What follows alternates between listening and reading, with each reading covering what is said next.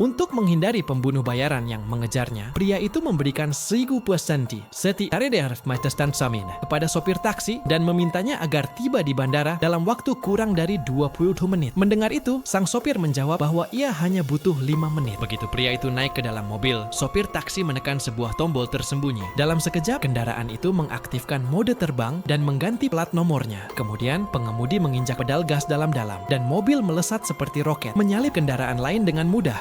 Kecepatannya begitu luar biasa sehingga penumpang di kursi belakang terdiam tak percaya. Namun, sang sopir belum puas. Ia menoleh ke belakang dan meminta pria itu mengenakan sabuk pengaman. Untuk menghemat waktu, ia langsung masuk ke jalan tol, membuat para petugas gerbang tol ternganga. Begitu tiba di jalur cepat, ia memacu kendaraan hingga ke batas maksimal. Saat itu, polisi lalu lintas sudah lama menunggu di pinggir jalan, mengamati dengan tenang sambil menunggu taksi itu muncul. Tiba-tiba, dengan suara mendengung, sebuah taksi putih melintas dengan kecepatan luar biasa. Para petugas bahkan tidak sempat bereaksi saat melihat angka di radar 440 jam. Mereka menyadari bahwa kendaraan itu bukan hanya terlalu cepat, tapi nyaris terbang rendah. Segera mereka menghubungi pos berikutnya untuk mencegat dan menangkap sopir taksi itu. Berdasarkan pengalaman, sebelumnya pihak kepolisian telah membeli Mitsubishi Evo terbaru khusus untuk kejar-kejaran semacam ini. Seorang petugas tancap gas dan berhasil menyamai kecepatan taksi. Tepat ketika hendak mencatat nomor plat, sopir taksi itu dengan gesit menggantinya secara otomatis. Lalu, melalui sistem canggih, 6 knalpot terbuka di bagian belakang. Sopir taksi menekan sebuah tombol dan melepaskan ledakan energi yang meninggalkan jejak api sepanjang 5 meter.